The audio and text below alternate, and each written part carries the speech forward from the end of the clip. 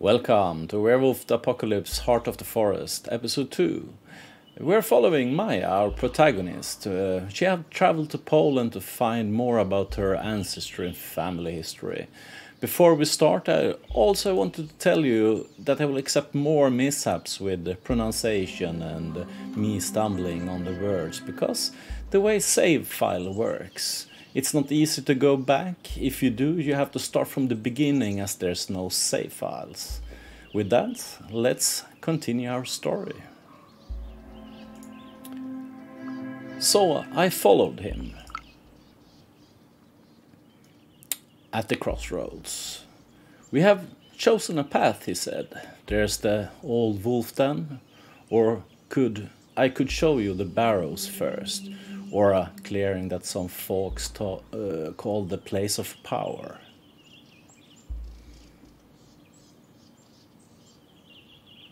Let's start with the wolf den. Old stories, families divided.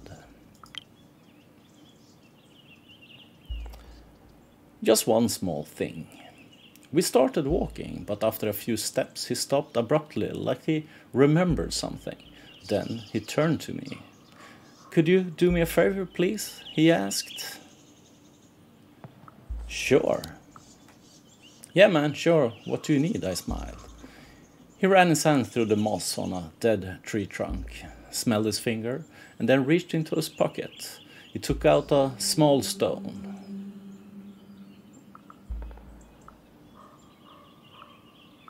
"Something personal?"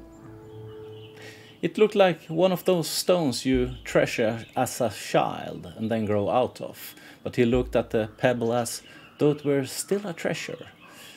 I would like you to take this stone," he held out his open hands towards me, "and throw it in the direction you think we should go." I did what he asked. "Okay," I said, reaching for the stone. I took the stone and closed my hand around it. "Be careful," whispered Anya. I was curious.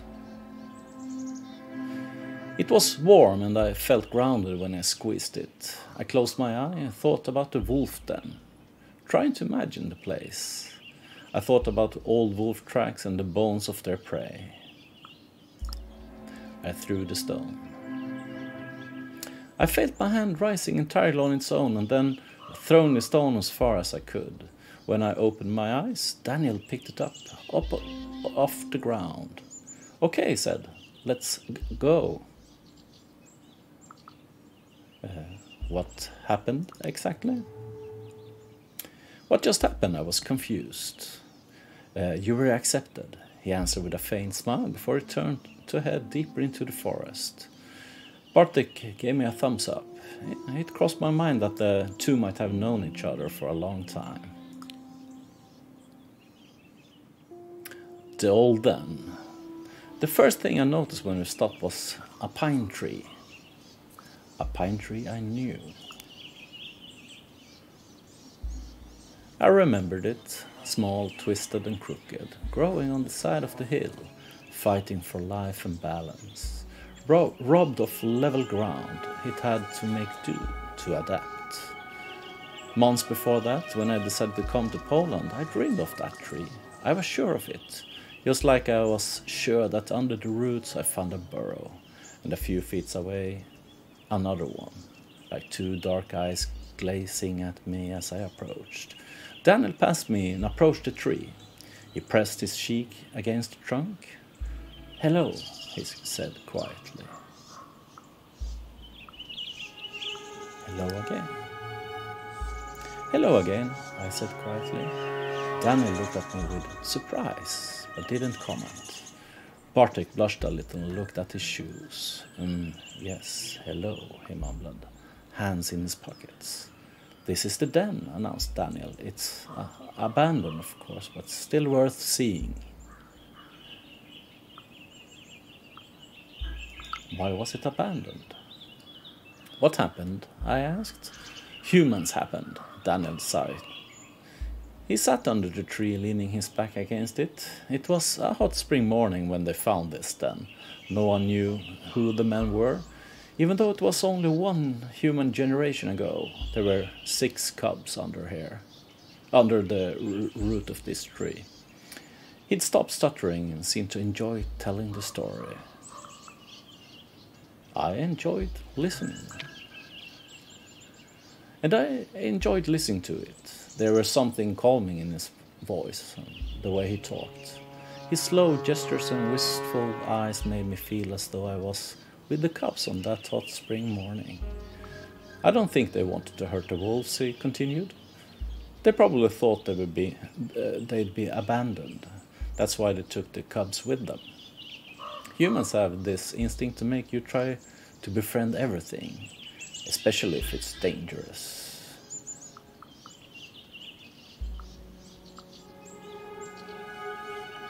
Yeah, we were like that. Yeah, we are something like that, aren't we? I smiled. I'm not saying it's always work out, but the intention is good. And I believe the men who kidnapped the wolves wanted to do something kind, he continued. Anyway, he took them. Out of the 6, 2 lived to see the cold summer that year. The wolf mother used to come to the farm they were at and howl. People went grey if they heard her. I knew that howl. And suddenly I heard that howl. I knew exactly how it sounded, and I felt despair, longing gnawing at my soul. I remember how the cubs had reacted.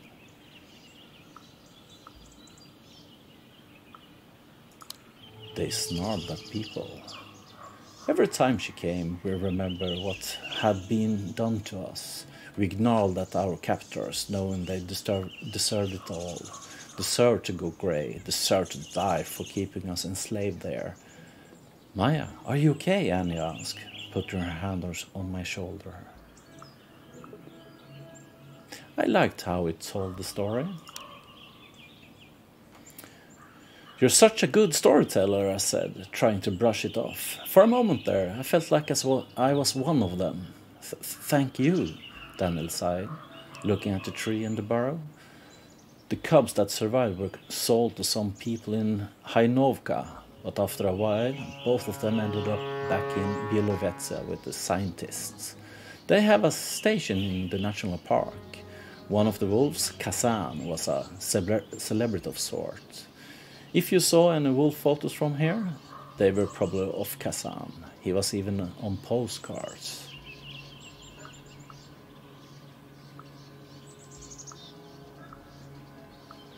I kept thinking about the mother. I wonder what happened to the mother. There's something missing from the story. I also felt like she was more important than the story made her out to be. What kind of wolf was she after all that? That's a good observation. She eventually stopped looking for her cubs. She come back to the forest and found new children. There was a slight gust of wind and the tree creaked. I remember that sound from my dreams as well, a sound that made me feel safe.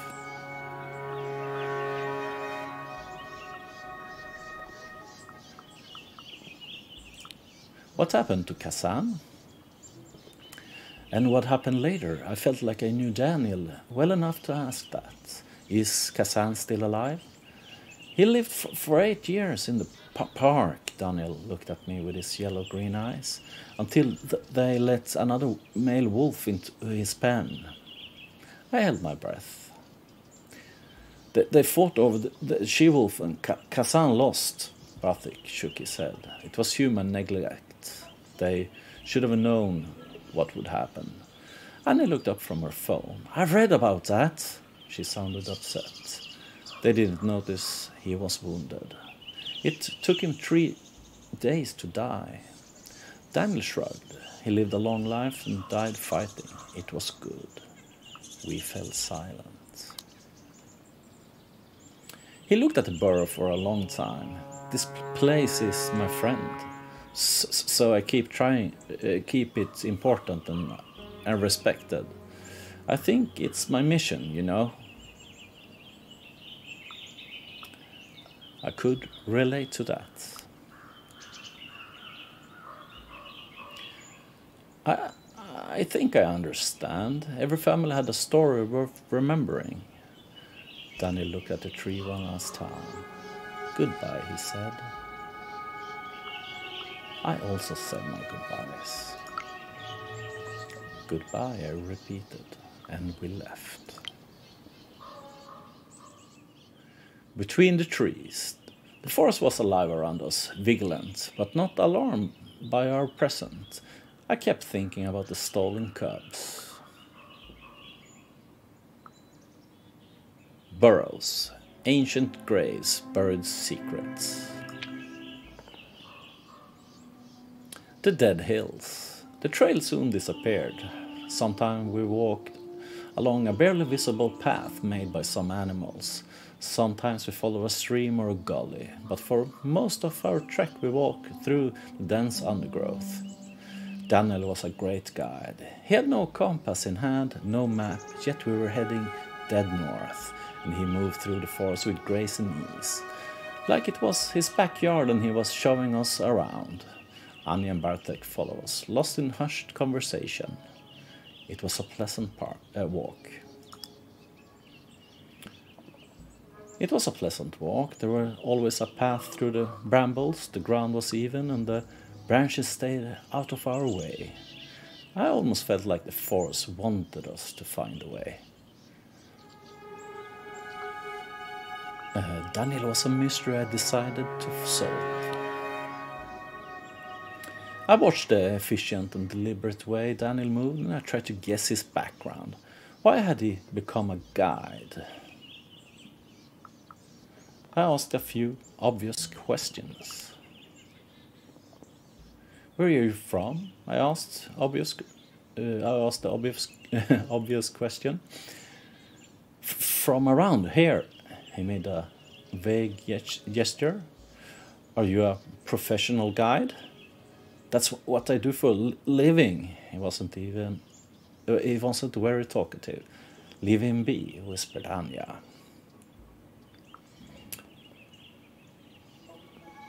Then it hit me. Suddenly it all came together and I realized what was so unusual about him. The way he moved, it was so natural, so effortless. No one would spend their childhood sitting all day at school or in front of a screen could move that way. Who are you, Daniel? I asked, bewildered. Were you raised by wolves or what? He looked me straight in the eyes. His iris is a mesmerizing yellow-green. Yes, I was, he said with a poker face. Then he winked. Anya smiled uneasy. We continued in silence. We'd been walking for a while when I noticed that Daniel's steps had become slower. He was also looking around more often and had hunched slightly.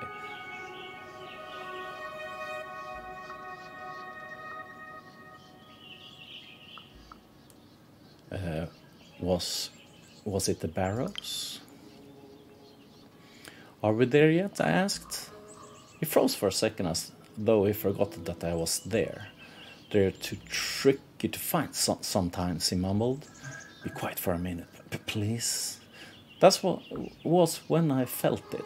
Ash in my mouth, the smell of smoke and wet soil, and a pull. I knew where to go. I think I know where to go, I said, surprised. He tilted his head. Okay, let's check it out. I pointed to the barely visible path to my left under a dying tree. He followed me and I followed my feet, knowing exactly where they should go. Under the crooked tree, past the dead tree trunk and the sponge-like mushrooms, across the patch of wet dark green moss, all the way to a place that didn't look much different than other parts of the forest, until you noticed the mounds. There was something about the flattened hills that drew my full attention.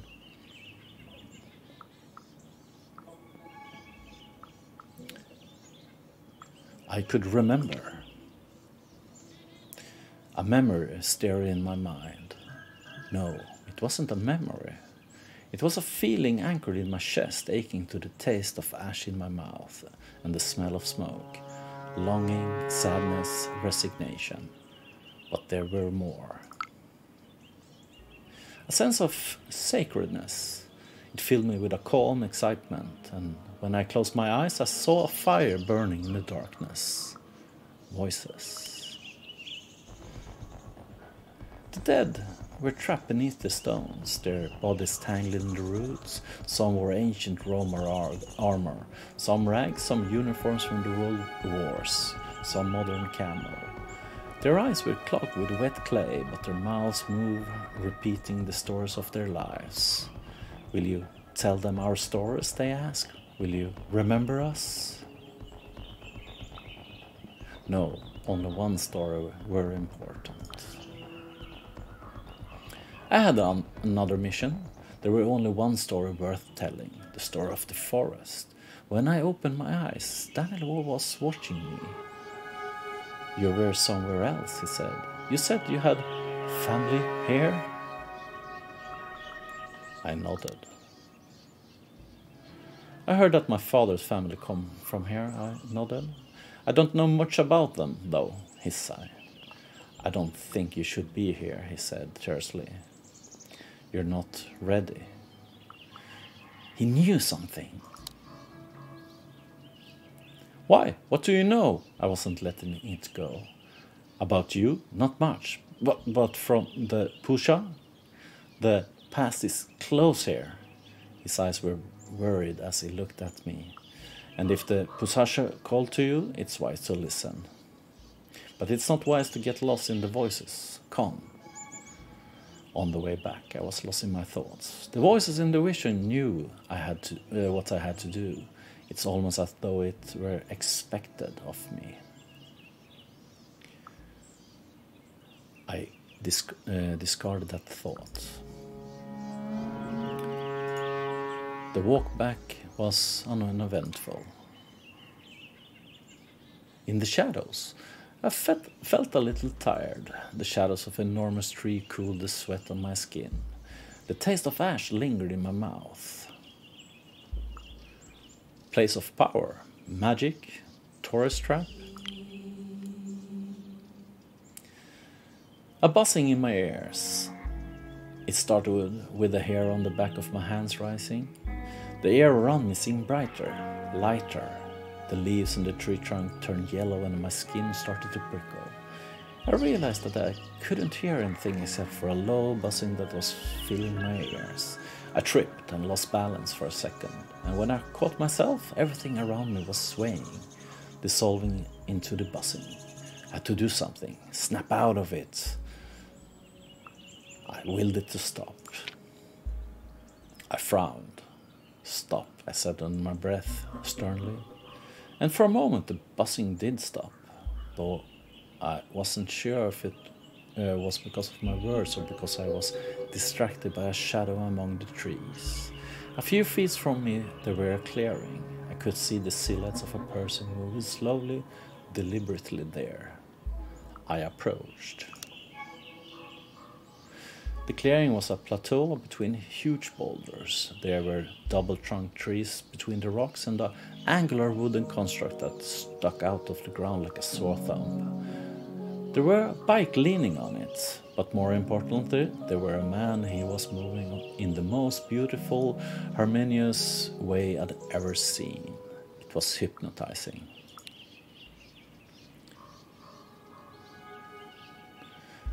I couldn't stop looking at the way he moved, the way his muscle danced under his tanned skin.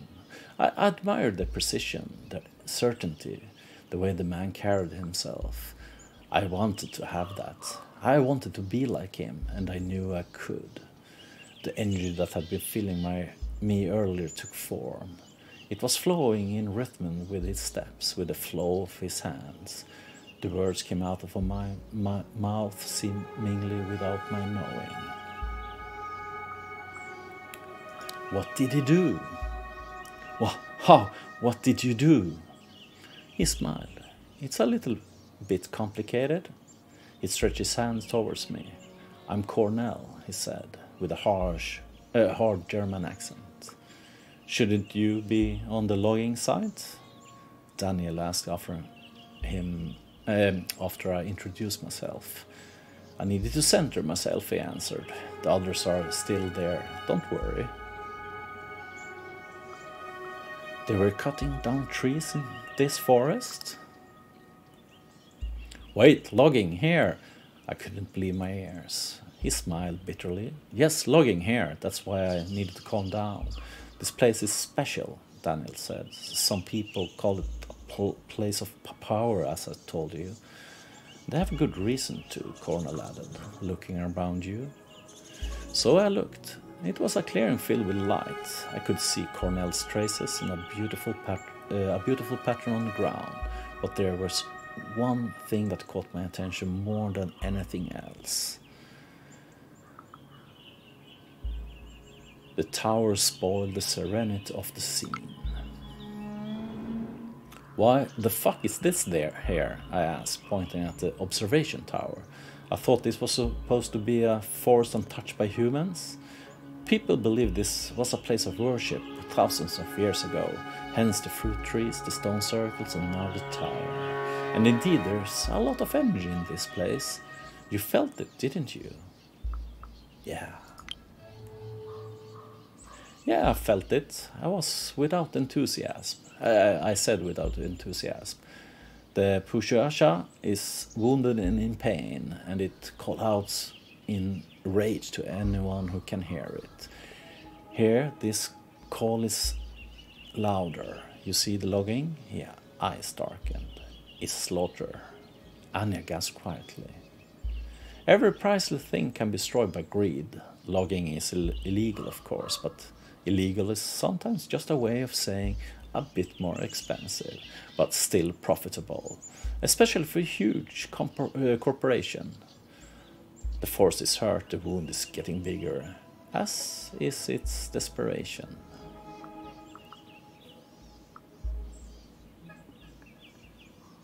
Why doesn't anyone know about this? I clenched my fist. This should be in the newspapers. People should hear about this. Cornell regarded me for a moment with a faint smile. You have a connection with this forest, don't you? You should come to the logging site and meet everyone. Bartek rolled his eyes. It sounded good. It could be the next step, and even if it wasn't, something had to be fucking done about the logging situation. Yeah, I'll come, I smiled. Great, you will understand what you need to do. He jumped suddenly and looked at the wooden tower and the bike I'd noticed earlier. Die Schwalbe is getting restless, he said, and as Daniel pointed out, I should be on the logging site setting up the protest. Schwalbe? What is Schwalbe? I asked, confused. He named his bike Swallow. Daniel explained. He loves it very much. Cornell grinned. Oh, I do. Nice meeting you, Maya. And I think that's a good place to end tonight. If you liked what you saw, trigger like below and follow for more content like this. And see you next time.